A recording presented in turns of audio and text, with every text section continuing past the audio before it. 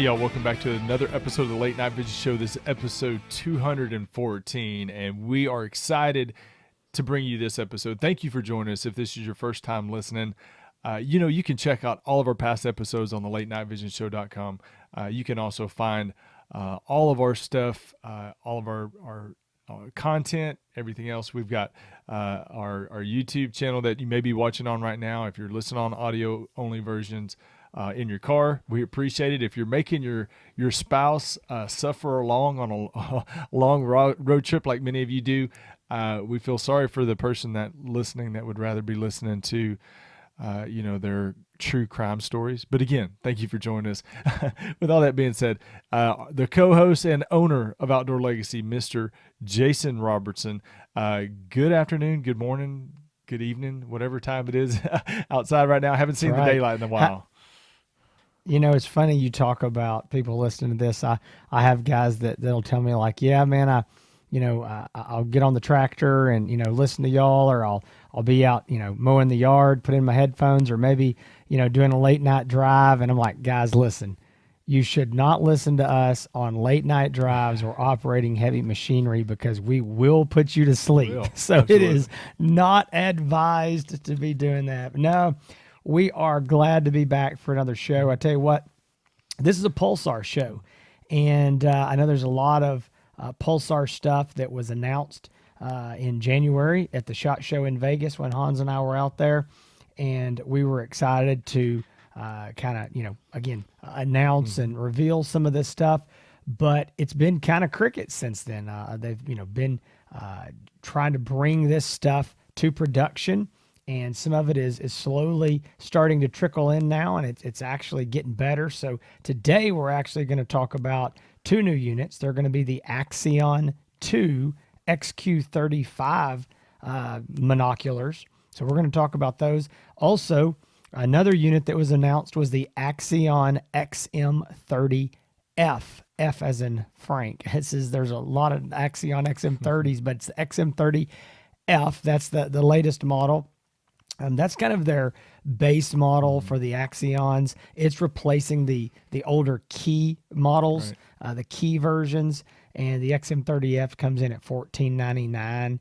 And I just want to say something. I know we're not reviewing it here, but the question gets asked a lot. Hey, does that unit have those small little display screens that the Key models had? It does not. It's got a full-size, really nice display screen, as well as all of the features, video recording and everything. We will be reviewing that on another episode, but if you're looking for those, we've got them. Hans and I have been using them. We've got them in stock. So if that's something that you're interested, give us a call. We can talk to you about them, answer your questions on that. Also, there's another new scope that just hit in the last few weeks, and we're filling orders on them, back orders, and that is the Pulsar Thermion 2 XP50 Pro. Now, a few weeks ago, Hans and I reviewed this is a big long name, Thermion 2 XP50 Pro laser rangefinder model. Right. Well, this is the non-laser rangefinder model. It replaces the standard Thermion 2 XP50. If you're listening to this and you're on our back order list for the Thermion 2 XP50, hang tight. We're getting more and more of these in, but you're going to be getting the Pro model, which is the latest version. So if you're interested in that, again, that's something you can give us a call and talk to Hans and I about. We will be glad to help you get you an order in for one of those. They're coming in much more rapidly now, so I think we're going to get caught up here pretty soon. I keep saying to call us. Guys, what I'm talking about is Hans and I, we've got Outdoor Legacy, and that is our real business. We sell night vision and thermal optics full time. That is our day job, and we would love to help you answer your questions and help you get into the right scope for you. You can give us a call at 877-350-1818. You can always go to the website, outdoorlegacygear.com. That's a great place to start, but I know a lot of times people get there and they say, man, I'm more confused. I'm looking at all these scopes. I don't know what I need. Some stuff's out of stock. Some stuff's in stock. and just call us. Hans and I are glad to help you. We would love to have your business and help you, make that purchase, whether it's your first scope or whether it's your 15th scope. We'd love to help. Absolutely. Well, we are reviewing the Pulsar. Now, these, like Jason said, these were announced at SHOT Show, the Axion 2s. If you are, or if you've been interested and paid attention to anything in this industry for the last couple of years, you know the name Axion, and you know that they've had, I guess, several different models of these before. They've come out with them. They've discontinued some. They've replaced some. It seems like just about every year or so, they're replacing some of the Axion models. But today we're reviewing the Pulsar Axion 2. We got the XQ35, and I've got the XQ35 LRF. As always, we're going to be running down the specs of these. We're going to do a walk around, just briefly kind of give you the ins and outs of how this thing works functionally from the outside. Then we're going to be talking about our ID ranges. Of course, we're going to be talking about our overall thoughts, pros and cons, all the things that Jason hates about these. No, I'm just joking. And we're going to end it up, as always, with giving our overall thoughts. So we're going to jump right into it. Jason's going to jump into the specs. I'll be showing this thing. Yep. Hang on the other side. If you're listening on the audio only version, you want to see what this thing looks like, jump on over to YouTube and check it out. Okay, so here we go. Also, you can go to Facebook. You can see it there on the Late Night Vision Show. If you're on Spotify, we've got the video uploaded there. So we've got the video in a lot of places, but definitely YouTube is the main place for sure. All right. So again, we're reviewing two scopes, two monoculars in one. We kind of hate doing this. I mean, Hans and I have debated this. We hate cramming two reviews into one. You hate doing it, but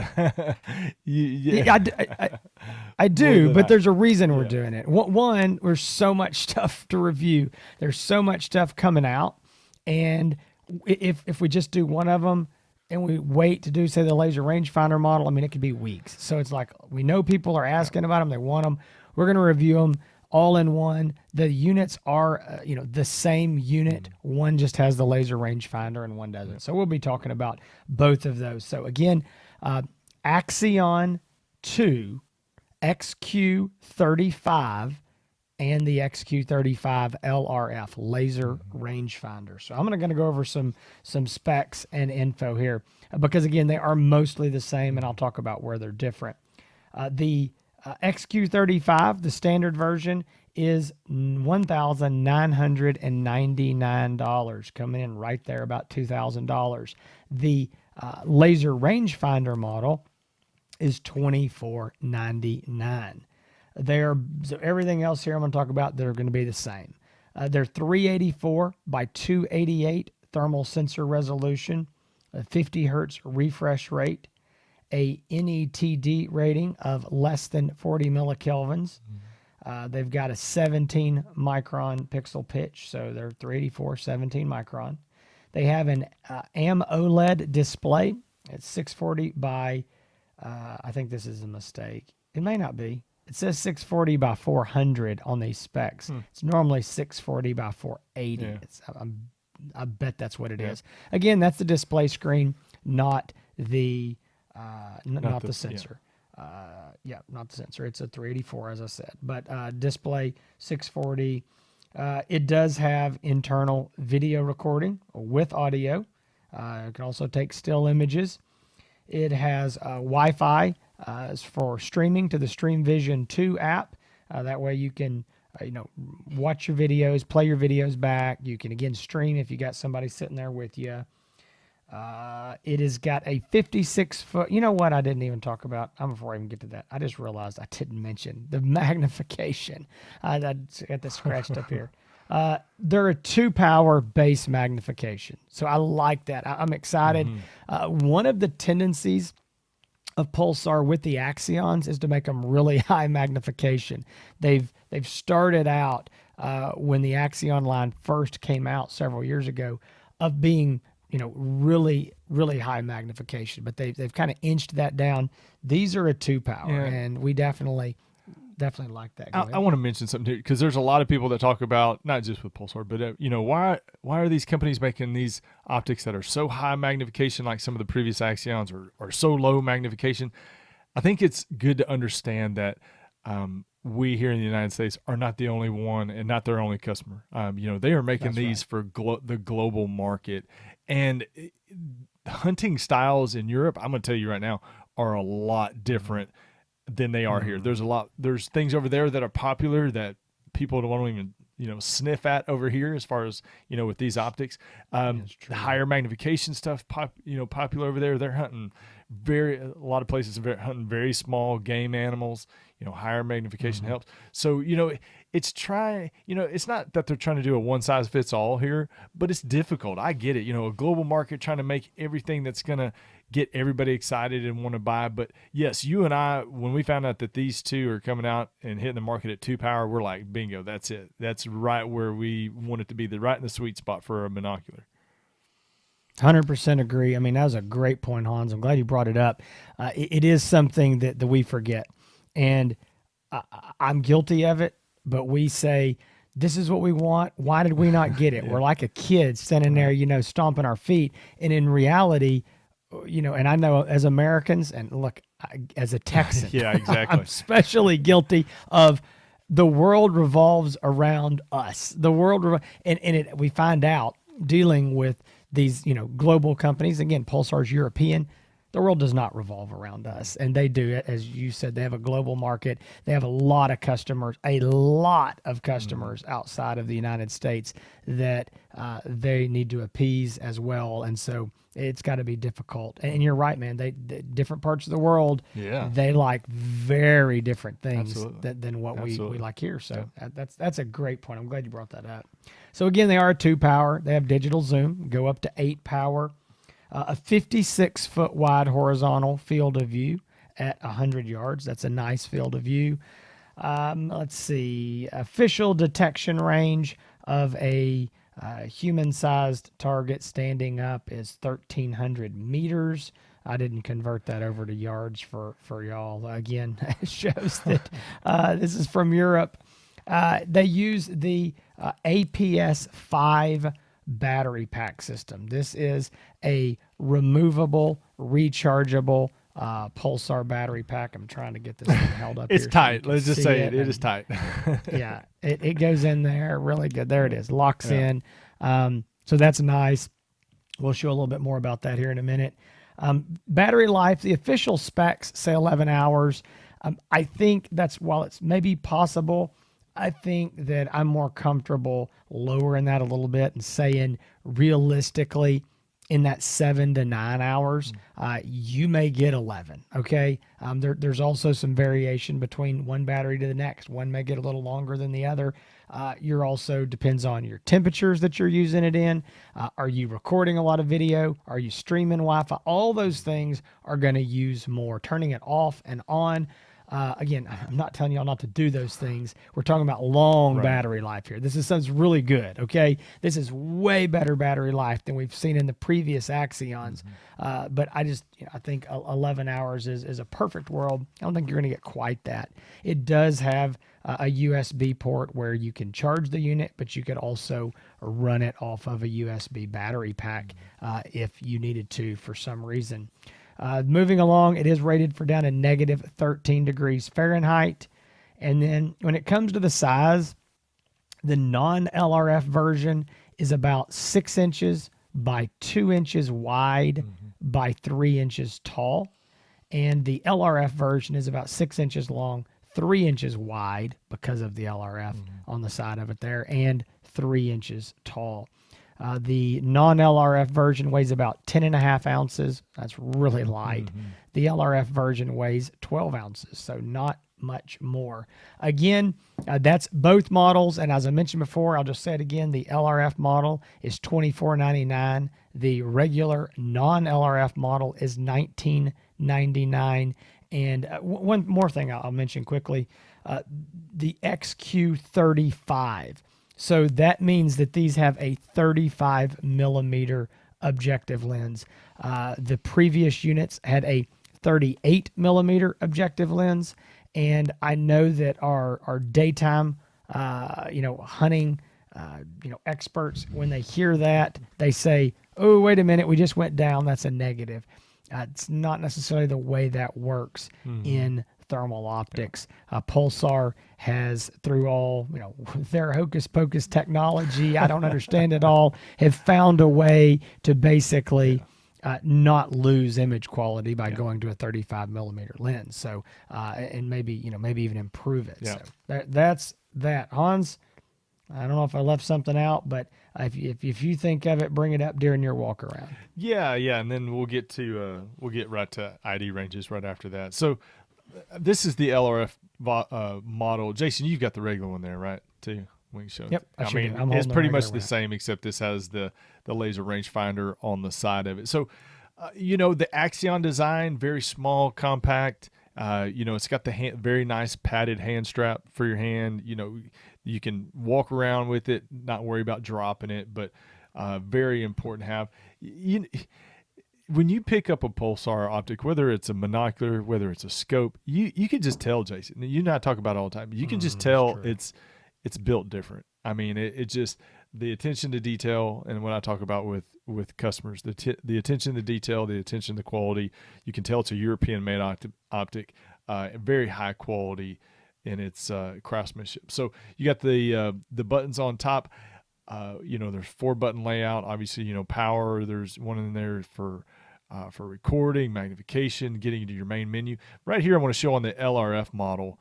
Your laser rangefinder button is right here on top. So you're basically, you can work it with your right hand, but I found myself working it with my left hand. So I kind of was using 2 hands at the same time. You've got your removable battery back here on top. It is tight, and the reason why it is tight is because it's got to be waterproof. So it does fit down in there snug. It is a focusable, and does have a focusable objective lens dial up here on the front. You just turn, basically it kind of seems like you're turning the lens, but you're not, you're focusing it, and your eyepiece diopter focus right here in the back.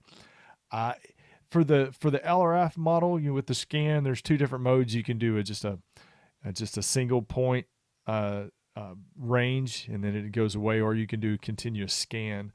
I seem to just kind of keep it in that continuous scan mode, which was fine. A lot of people asking about that, like, does it have the scan, or is it just a one and shoot kind of thing? So a couple different options there, but that's about it. I mean, if you're familiar with the Axions, it doesn't really look a lot different than the previous models, which I think is a good thing. Yep. I've always liked, and we've always liked the design of the Axions. They're very popular, and people like them. Yep. So I'm going to hold this up. Now you can see just the non-LRF version. I mean, it's the exact same thing. It's just narrower because it doesn't have the LRF sticking off the side. Exact same unit. Really, this is something that there's a couple things. One, I didn't mention, they are fully waterproof. They're submersible to 3 foot for 30 minutes. So, they are waterproof. In the front here, there is a weird looking little thing underneath this rubber cup.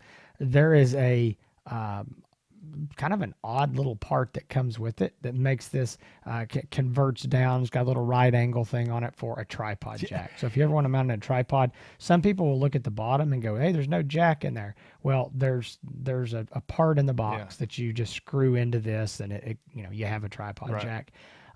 Also, one thing that a lot of people want to do, and they ask about this because these are small, is they want to wear them on a lanyard, hang them around their neck.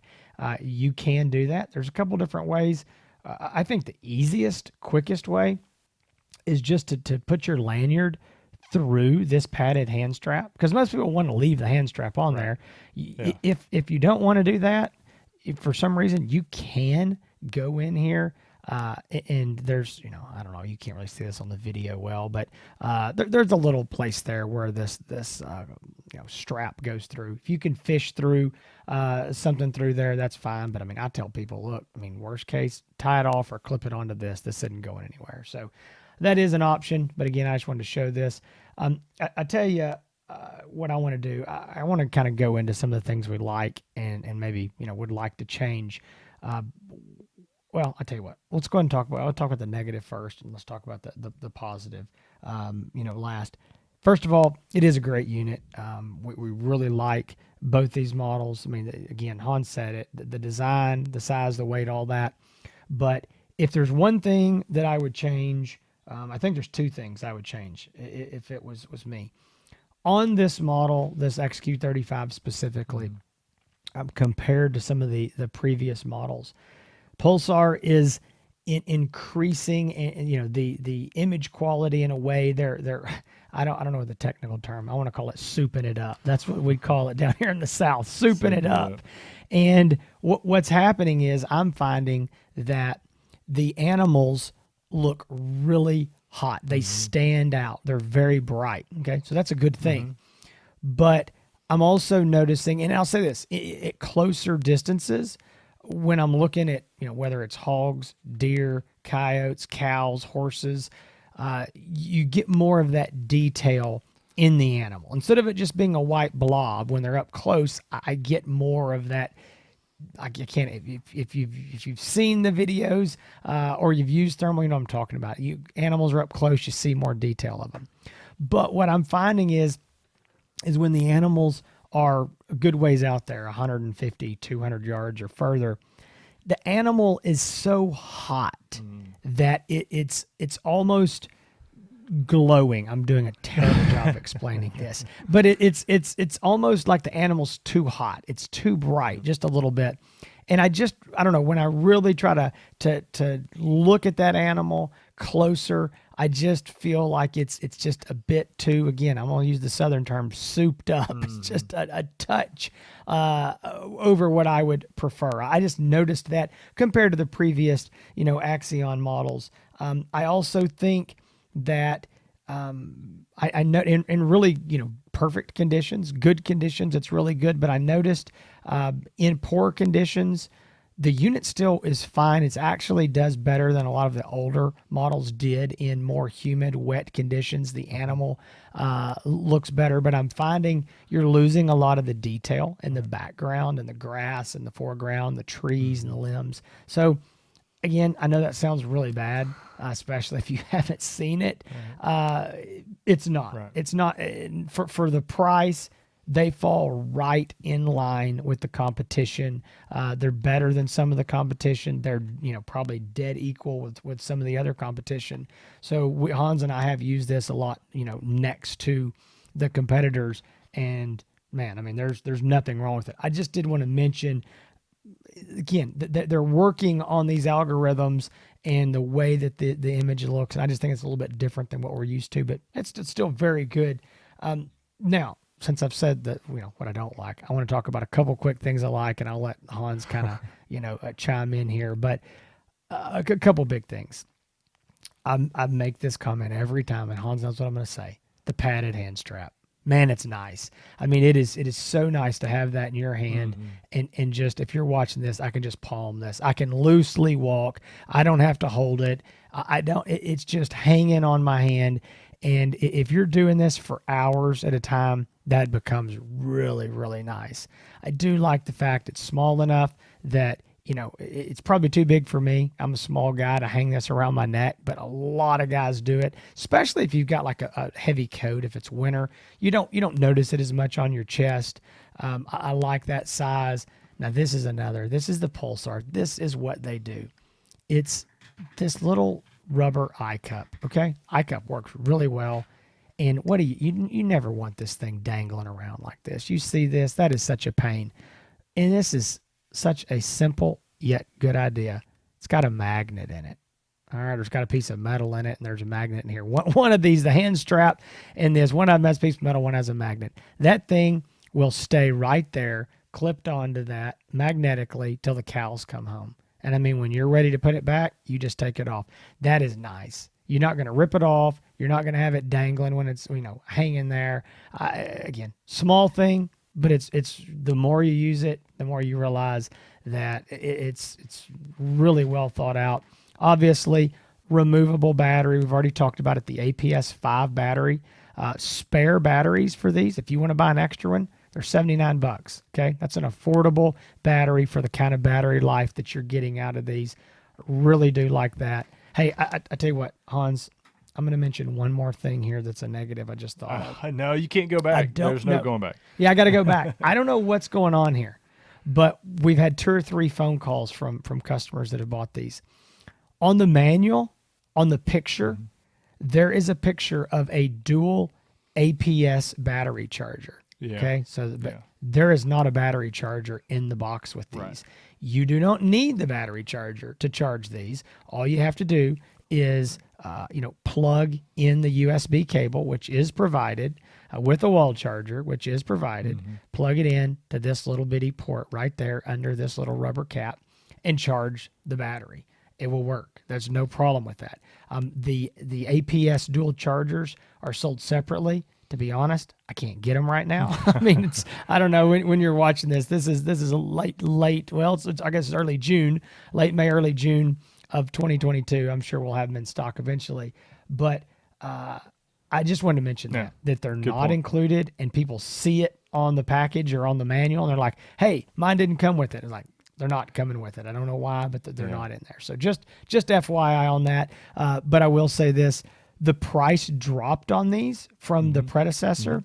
So these units are replacing, because these are $2,000. I'm going to make a round number. These are $2,000 and $2,500. These are replacing units that were $2,500 and $2,800. Right. So if you're buying this non-LRF version, you're saving $500. And I don't remember what that little charger costs, but it's under $100.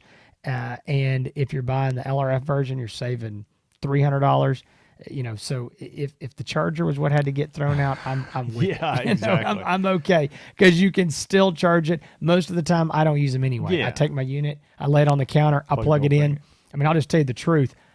I don't know where my external chargers for any APS or APS 5 batteries are, APS 2s, Thermions, Axions. I just plug the unit in. It's way easier. So Plugs it, just wanted to plug the up. whole thing right into the wall every time. So as far as some more, I would say positives. Now, and you tell me if I'm wrong on this. I'm going to say the ID range on both. You're probably wrong. You're probably right. I'm going to say the ID range on both of these is going to be right around the 200-yard range. I mean, and that's very standard, I would say, for a monocular in this price range and in of these specs. So 200-yard range for ID.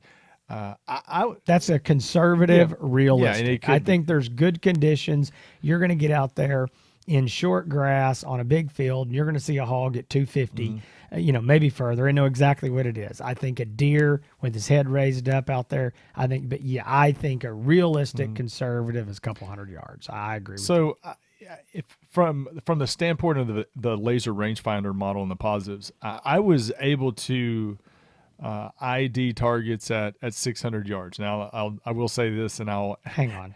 I identify. I'm sorry, not identify. With the I was just saying we just said 200. No, yeah, I was able to range. Sorry, my brain range. My brain works a lot faster than my mouth sometimes. So I was able to. I think it's the other way around, but go ahead. Well, yeah, no. So the laser rangefinder, I was able to range the target out to 600 yards with a caveat. It was a cow, or cows. So those are basically ranging the size of a car at 600 yards. Hold on, and I'm going to interrupt you here because I'm going to say there's a second caveat. You were leaning up against your truck. Yeah, I was just. And about the to reason get to that I say this is Hans and I were talking about this the other night, and we were talking about the distance of ranging, and I said, man, I have a really hard time freehanding past 250, 300, 350 at most, but 250 to 350, I have a hard time past that freehand ranging with these units because you don't know how much you shake. It was like trying to freehand and shoot something. Even though this thing's not a big rifle, you're holding it up and you realize how much you shake. Yeah. I find the best way, if I don't have anything to lean up against, is I get both hands on it. I tuck my elbows into my chest as tight as I can and try to control my breathing. But like he said, leaning up against a truck, if you can hit a truck, a post, or something, it's much different. You can definitely get further out there. So I didn't mean to interrupt you, but yeah, it was a cow and you're leaned up against your truck. Yeah, what I would do is either lean, if I was by the truck, by a gate, lean on the truck,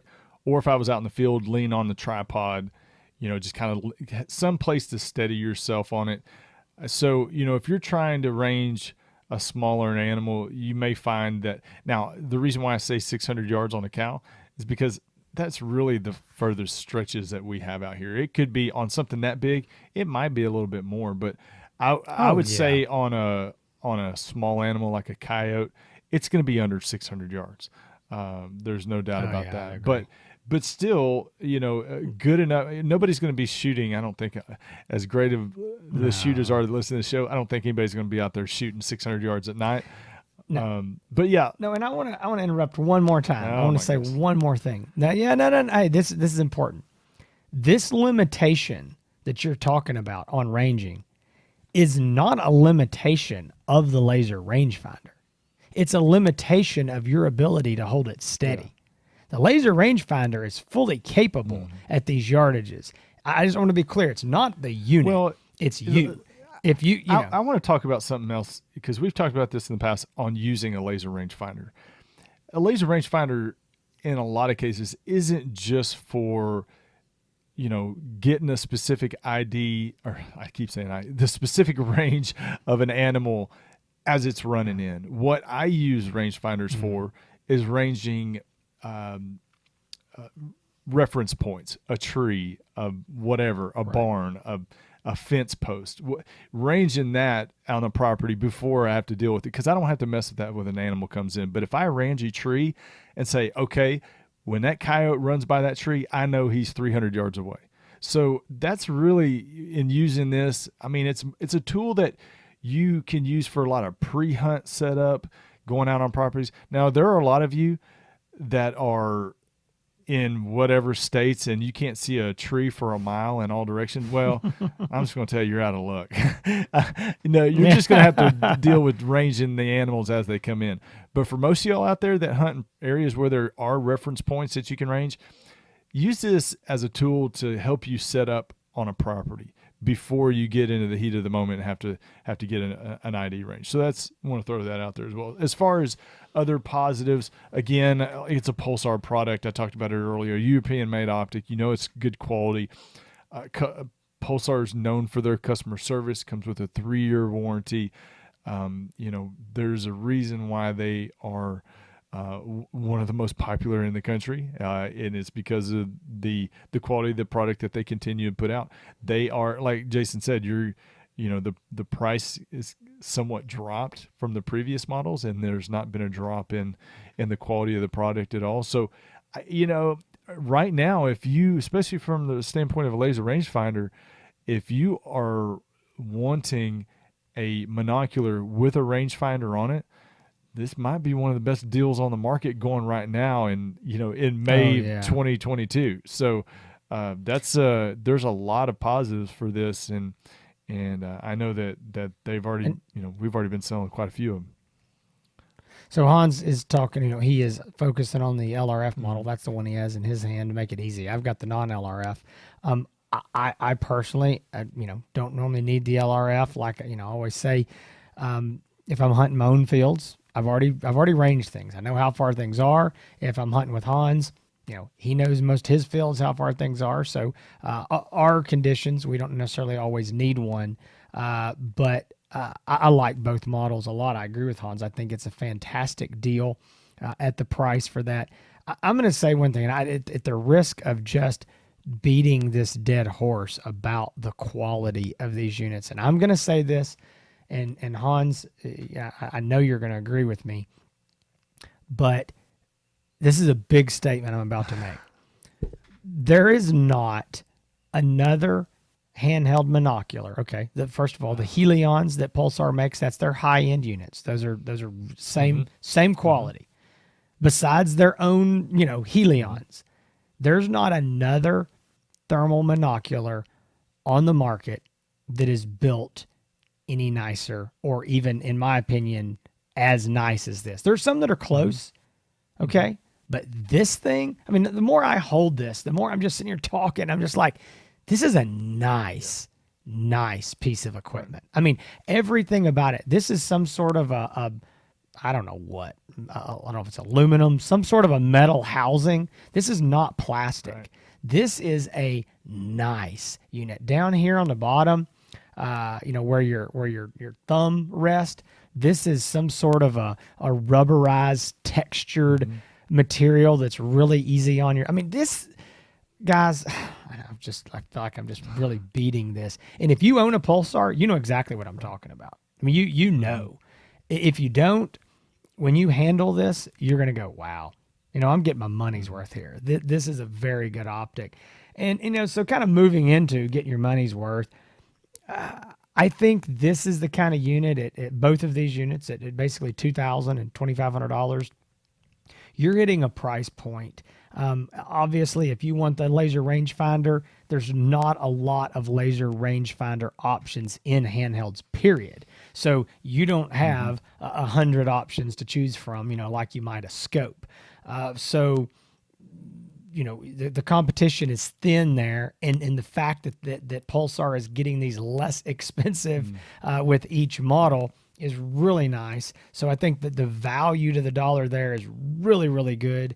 And I think if you take this version without the laser rangefinder, this value is hard to beat, with the removable battery, with the design, the style, the quality of build, the Pulsar quality, the menu system, these buttons, all this is so well thought out. It's easy to use. It's very simple. Guys buy these things, and I cannot think of the last time that somebody bought a Pulsar monocular from us and called and said, I can't figure it out. Yeah. I mean, it's just very, very easy to use. So I think that it's a fantastic value for the dollar. I'll just tell you this, if you hear Hans and I talking about 200 yards or 250 yards, and you're like, man, this is not enough. Then you definitely, there's options for you. I mean, you may need to upgrade. You're going to have to spend more money. You get into the Pulsar Helion line. If you're looking for that high-end image quality, $3,000 gets you Helion 2 XQ38. That's a fantastic image quality. If you want to go all the way, the Helion 2 XP50 Pro, that's $4,000. That's 640 high resolution. So this is something for everyone. If you're like, man, I'm not spending $3,000 or $4,000 on a handheld unit, I'm not doing it. Well, then this is what you need. Right. This is absolutely going to let you get out there. And for the guys that are brand new, when we're talking about ID ranges, it doesn't mean you're not going to see a hog or a coyote at 4, 5, 6, 7, 800, 1,000 yards. You're going to see that hot spot. You're just not going to be able to say, hey, they're 100% fact at 550 yards is a hog standing there. That's what you're going to have to go to your scope to make that determination. But like Hans said, I don't care what scope you got. You're probably not going to be doing a lot of shooting at 500 or 600 yards. Yeah. So it doesn't matter that much anyway. But anyway, without, going on and on and on about it, very, very nice units. Again, removable rechargeable batteries, affordable rechargeable batteries, $79. That kind of battery life.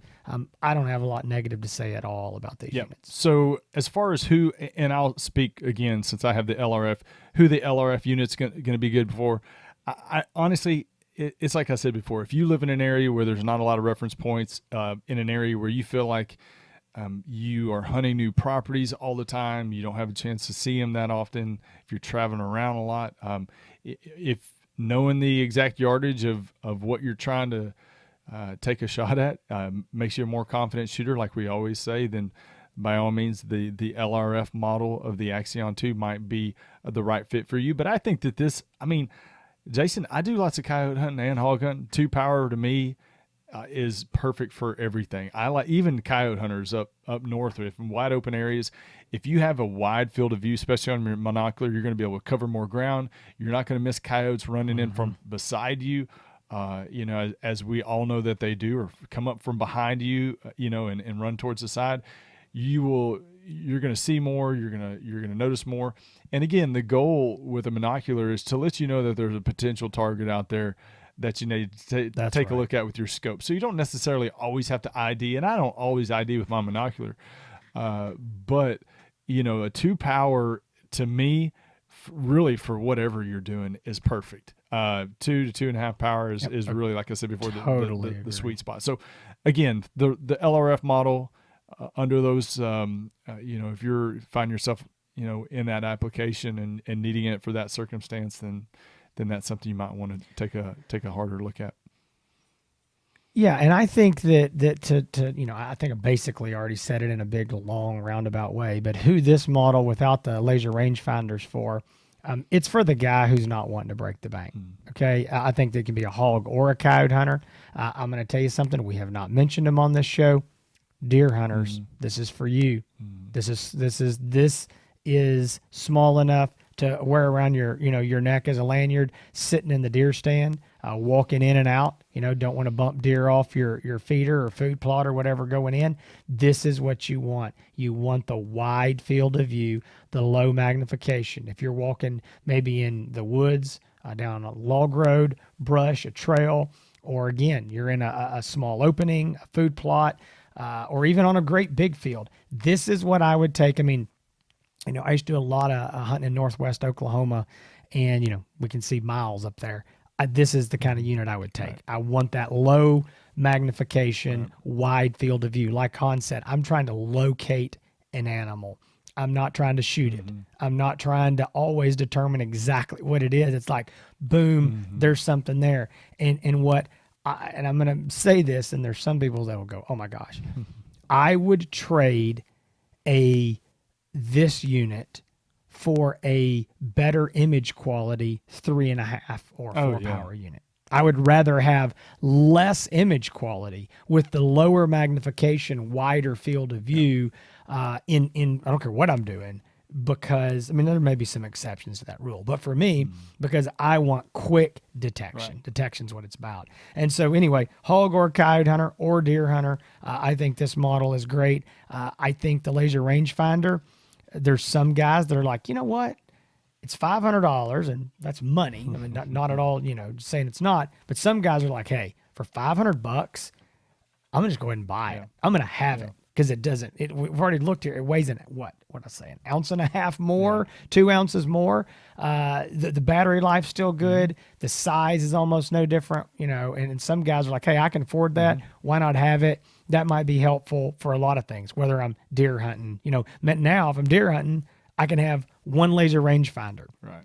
I can still carry this with me. I can, do all the things detect and laser rangefinder. Anyway, these things have got a lot of uses. Really, really like them. Again, $19.99 and $24.99 available at outdoorlegacygear.com. If you have heard this and you're like, well, okay, how does this compare to other things y'all have reviewed or other Pulsars?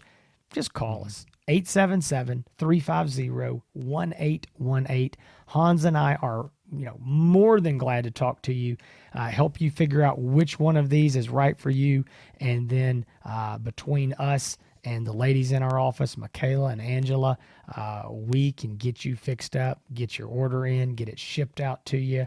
And again, we would really appreciate your business. Supporting Outdoor Legacy keeps the Late Night Vision show going, and it keeps Hans and I's kids in shoes. So that's a big deal. Thankfully, we don't have to worry about that baby formula that nobody can get right now. I don't have any that small. That's right. No, not that small.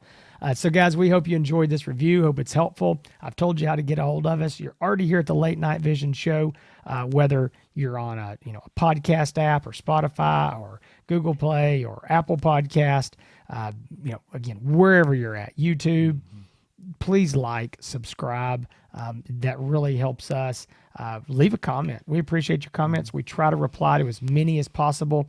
I will tell you, I see a lot of comments where, guys ask a good question, but it's just way too much for YouTube comments for Hans and I to really get into. So a lot of times, he or I or one of the ladies, somebody will reply and say, hey, give us a call, or, one of the ladies, give Jason or Hans a call. And the reason is it's too much to really hash out well in short sentences there on YouTube. But we do appreciate your comments. So please leave those as well. If you're looking for, all our past episodes, anything about the show, thelatenightvision.show.com, you can always go there and see all the past shows, as well as doing that as well on YouTube. if you're looking for Hans and you're looking for videos from these optics or other optics out there, you can find him on YouTube as well. HANSETX, Hans East Texas. You can find him there. Same username on Instagram. He's always posting stuff over there as well.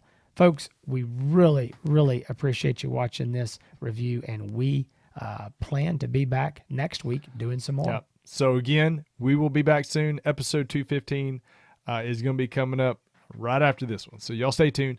As always, stay safe in the fields and keep making them bacon pancakes.